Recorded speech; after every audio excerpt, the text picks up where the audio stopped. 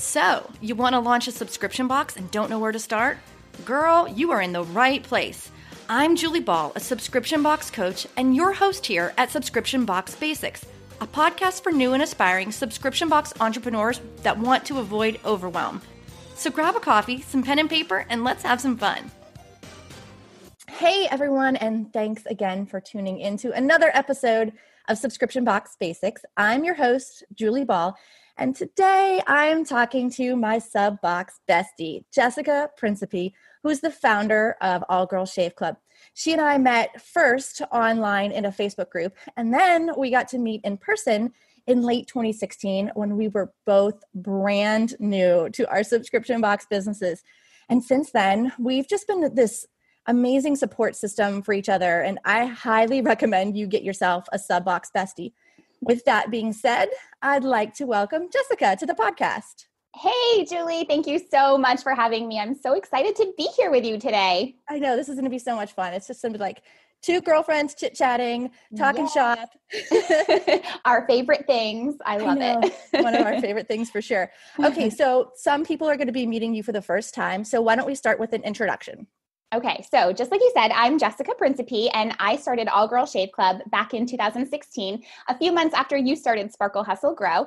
And All Girls Shave Club is a women's shaving subscription service and online boutique. So we have shaving, grooming, and body products. And I live in New Hampshire, Southern New Hampshire, with my husband and our two little boys who are 9 and 7. And life is just busy and exciting. And they are just the cutest little things too. I love how you share some of your personal stories on Instagram. So they're adorable. Thank you. They are fun. They're home with everybody else, right? So it's been a big juggling act. Yes, that is the understatement of the year. Right. Okay, so let's talk All Girls Shave Club. So we know what it is. We know you send beautiful razors and luxurious shave butter. That's what you do. You're really good at it. But tell everyone a little bit about your launch story, how you came up with the idea, maybe a little bit more about the product, what makes it different. Yeah, absolutely. So the idea came to me really out of the blue one day. And I always joke about how my best ideas come in the shower, but it's just so true. True. Any mom can relate that's kind of your quiet sanctuary, right? Yes. So that particular day I was getting ready to shave and I was reaching for my husband's razor, going to steal his because his always worked better than mine. It was, always sharper, gave me a smoother, closer shave so I could go a few days in between. And it kind of just hit me. I thought, how can I make this experience better for myself? I'm shaving way more surface area than he is, and I'm shaving more frequently than he is. Why is there not something like a really great razor that is designed for me? I wanted products that were made for me, that were unique and feminine and fun to use. And I just started thinking, if this is a problem I have in my life, then certainly there are other women that share this same problem. And maybe this is it. Maybe this is what I can really put my energy into and build this business around. So I left the shower that day super jazzed. So were you looking for a side hustle at that time, or? I was. So I had worked for my mom's company. She had started a school training nursing assistants when I was in college, and she's a nurse, and I got my degrees in marketing and business. And so I had been working with her, helping her grow her company. And I loved small business and entrepreneurship. But I felt like towards the end, like 12 years in, I was really just kind of building her dream. And I wanted something for myself. I wanted a business that could be my own and that I could build around my growing family too. So I was open to an idea for a side hustle, but I wasn't sure what it was going to be at that point. Yeah, that's so relatable. I feel like so many of my listeners are going to be like, yes. Like when I had kids, I wanted to change the game. Like I wanted to change our life. So we're not a slave to the grind every day. And the idea of being your own boss is just so alluring, and for good reason. You know what I mean? It's been such a good lifestyle for us, and I know for you as well. Definitely. I love that, we can really build our businesses around what works for our family, and that can look different for all of us. Yeah. And like so many other businesses, they were built and kind of born out of a need, out of a pain that you had. And so that's kind of where you came from. Always. I think that the best businesses really do solve a pain or enhance quality of life in some way. So Yep. I definitely think that that helps. Yeah, like convenience in your factor. You conveniently ship these on an auto shipment. So let's talk about those products. So what makes your products different than the rest of the razors on the market right now? Yeah. So when I launched my business, I was actually the first women's shave club to the market. So Hmm. I didn't really have a lot of competition at the time. I was competing against the men's brands. Hmm. And so initially what made us different was just that it was female focused, right? Hmm. And now we've really pivoted and focused in on what are those things that really matter to our customers. And that's really the big thing is sensitive skin. Women that have sensitive skin really need a razor that will work good for them, but will also be gentle and not leave you in razor rash and all of those things. So it's been really important to me to be able to provide products that can really serve those women and take the pain out of shaving without having the goopy, clogged up mess, right? That a lot of the razors Yeah. that are touted for sensitive skin have. They have that lotion bar that just Right. makes it messy. Right. No, I totally get it. And I love your razors. They feel luxurious. They work really well. And I also subscribe to your Discovery product because you send a surprise pack basically. And I Yeah. love being surprised with bath goodies. Yeah, that is so fun. That's like a kind of separate little leg to our business. And I love it so much because it's really just designed to make shaving, grooming, and life in general more convenient, beautiful, and fun. So we just find really fun, unique products to treat yourself. Love it. Okay, so the people that are listening to this podcast are either new or aspiring subscription box business owners. So let's talk a little bit about the details of how you fulfill, because I want to talk about this because this is different than how I do it. So as a reminder, with Sparkle Hustle Grow, we are batch shipping, which means that we build the big batch of all the boxes all at once, one time a month, and then we ship them. Now, you, on the other hand, do this ongoing shipment. So can you explain how that works from a business perspective and why that works well for your business? Yes, definitely. So our subscriptions run. We do like the product style subscription. So we're running on anniversary rebilling and scheduling. So what that means is if you were to subscribe to our box on March 4th and you wanted to do a monthly subscription, then you would renew every 4th of the following month. So that's kind of how we've set it up. And the reason why we have it this way is because I really wanted to have our customers have the flexibility and the control over their deliveries and over their subscription in general. So it can be super customizable. People can subscribe to one product and not the other, or multiple products, and they can set their own frequency in their deliveries. And so the reason why we do it that way is also for fulfillment. So what happens is when they renew or when they place an order, we're fulfilling within 3 business days. So we're fulfilling all the time rather than in batch shipping. And that just works well for us because rather than having to ship thousands of boxes on one specific day, we can split them up throughout the week. And it just makes it easier on our team. And we fulfill in-house. That's the other difference too, is we don't use a fulfillment center. Yeah. And part of that is because there's a lot of kitting involved, so that can get a little bit complicated. But the other part is just my personal preference. I just wanted to be able to kind of be involved in that and tuck in those little extra notes here and there. And, I think that's the other thing, that as you're building a subscription box business, there isn't just one solution. There isn't just one answer of what everybody needs to be doing. That's the beauty of it, is that we can all kind of build our businesses around what works best for our lifestyle and what we hold our vision to be. Yeah, I agree with that. And I think too, it's important to say when you're looking at the way that you do your anniversary billing, it's a very different cash flow than what I use with my batch shipping. So True. we have a renewal date on the 30th of every month. And so that means, when the 30th hits, literally overnight, we have this huge cash injection. And so we can project really well and we can look at our months using that sales cycle. But one of the benefits, I think, of having the anniversary shipping is you consistently have that revenue coming in so that you can turn it around and put it back into the business or into getting more inventory. That's true. That is true. There is some cash flow benefit for it.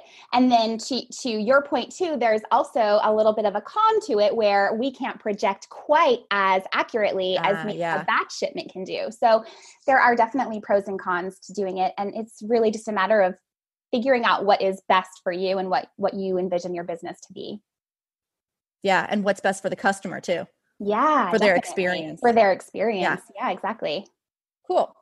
Okay, so Jessica does some coaching like I do. And so recently she and I did a kind of this collaboration, I'd call it, where we talked about what to do with excess inventory. And so we're going to talk a little bit about that shortly here. But first, before we do that, I wanted to ask you, you and I had talked a little bit about what topics should we cover and what can we talk about to bring value. And we landed on that you can share your top 3 things that new subscription box owners can do right now to grow their business.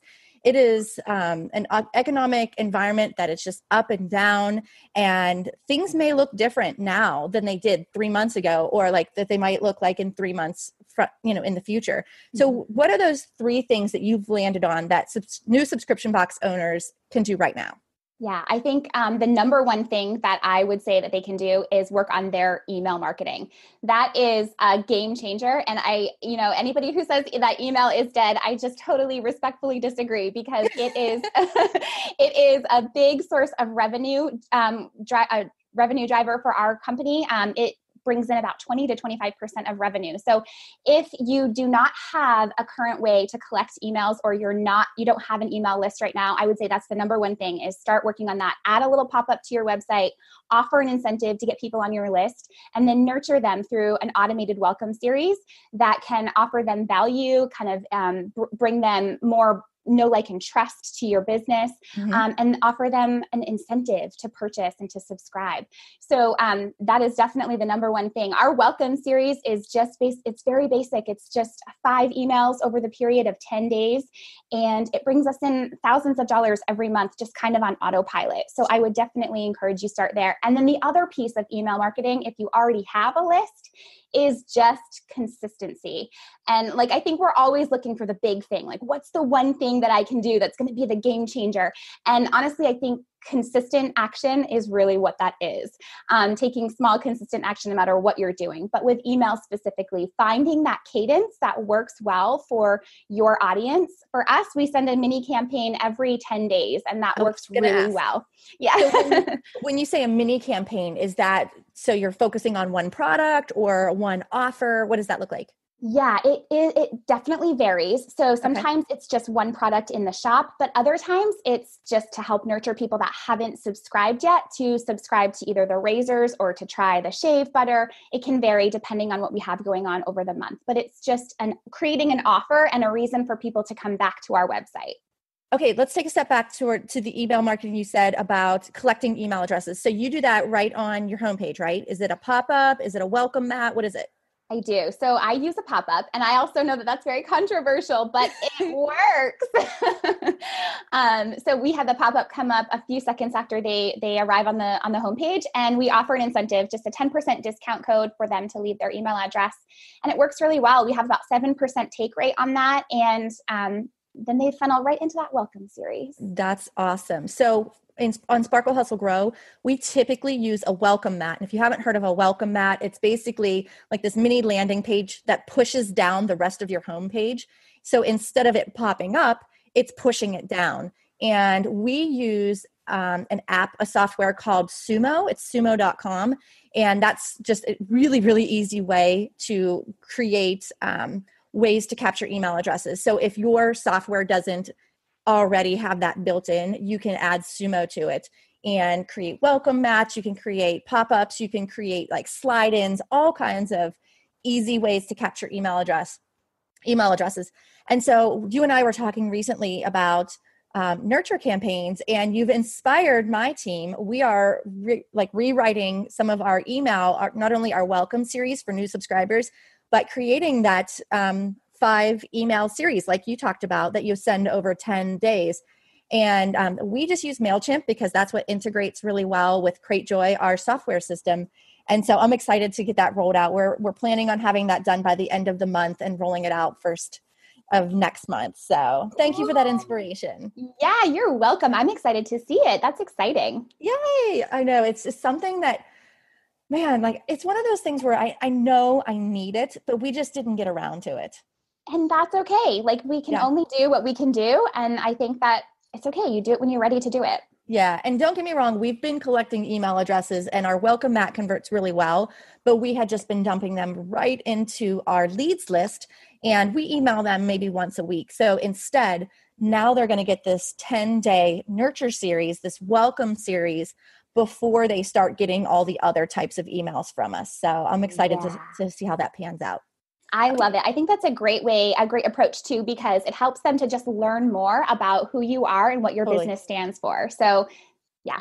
And we have all the assets ready. Like we have photos that we could use. We've got an explainer video that we can use. So there's no reason why we can't just throw it together. So it's going to be a quick project for us, but I'm really excited to see how it pans out. And then, we're going to, you and I had talked previously, actually in our workshop that we did together, that excess inventory workshop, you had talked about creating templates for your email marketing. And we, again, just haven't focused a lot on email marketing. So when we wanted to send something, we'd just go through the basic flow, like the campaign builder.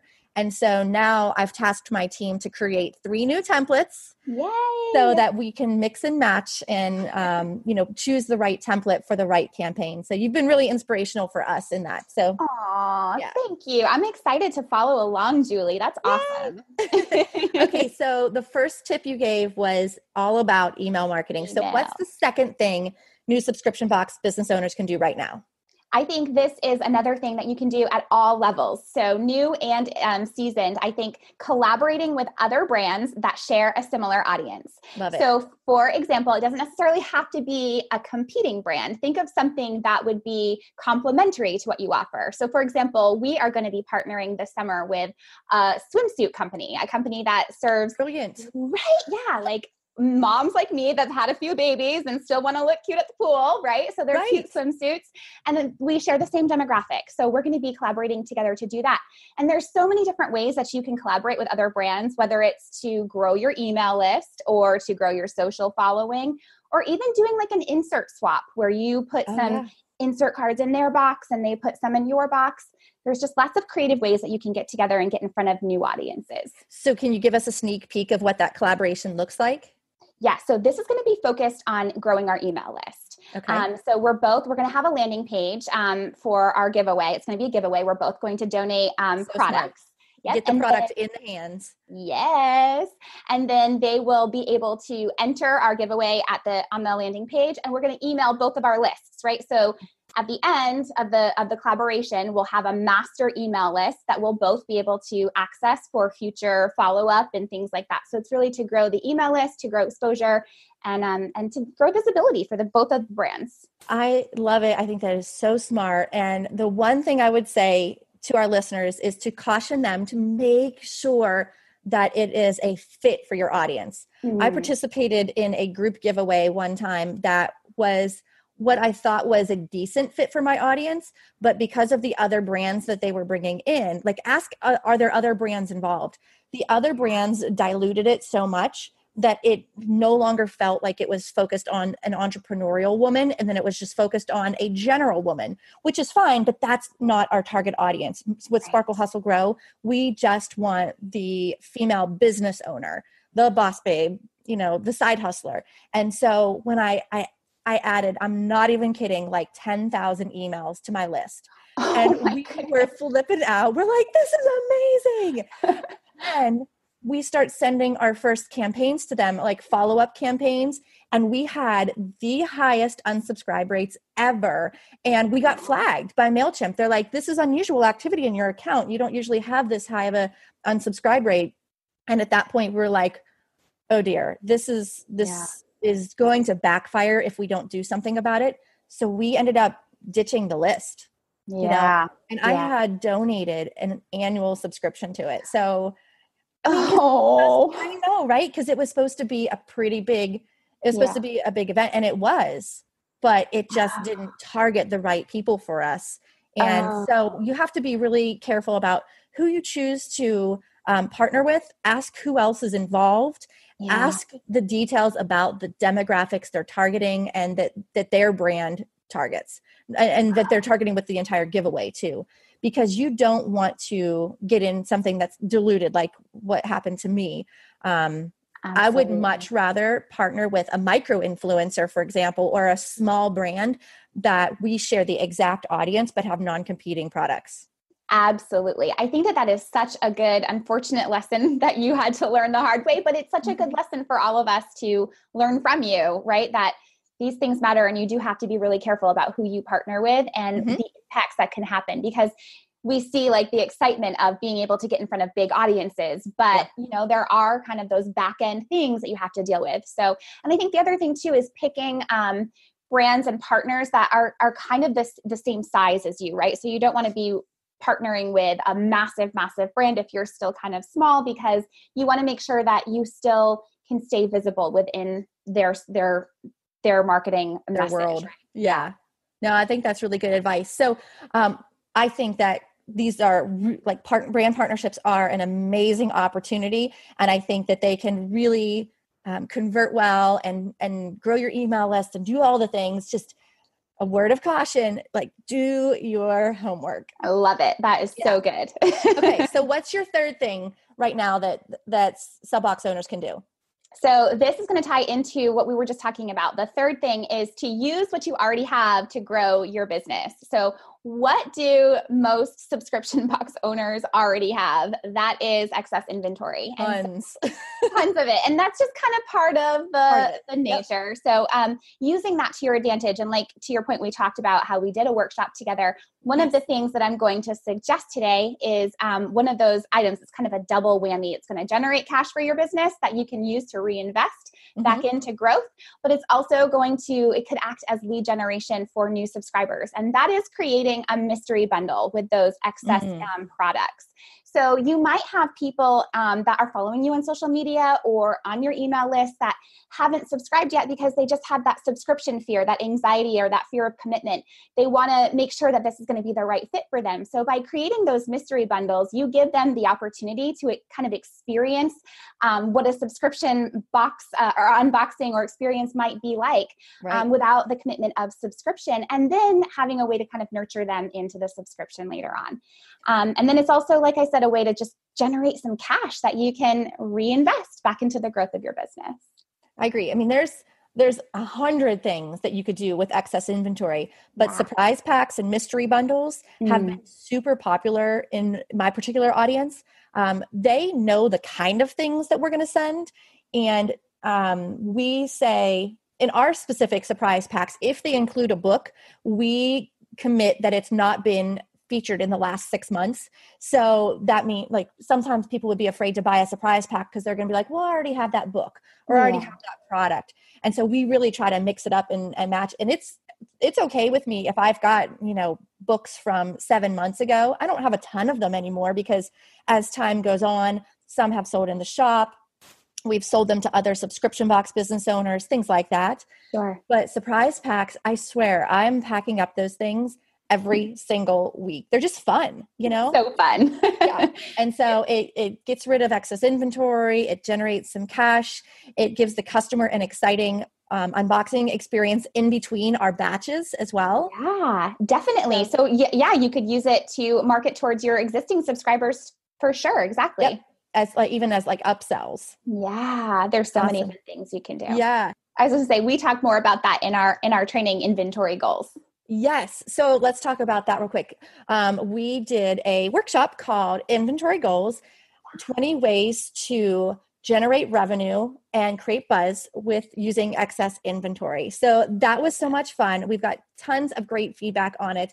And that is available now, right? So we have that available. If you guys need something like that, if you are in a position where you're like, my inventory room is full of excess inventory, or I need my cash flow moving again, this is the workshop for you. So what's the link you can find it at? Yeah, it's just www.subboxgoals.com.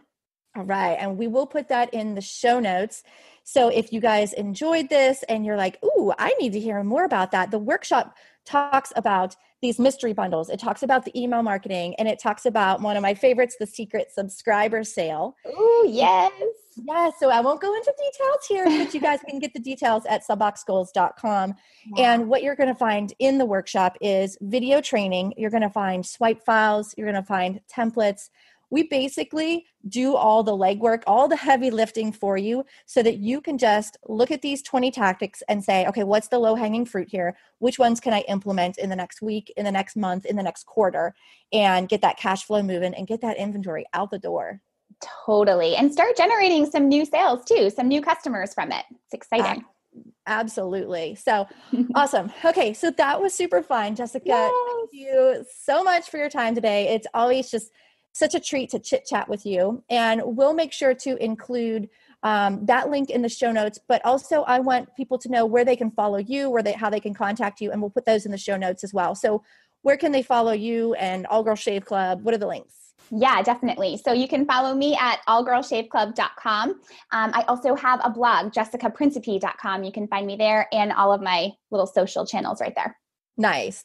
So you're on Instagram and Facebook too. So those are the fun places to follow you. So you guys better check those links out. For sure.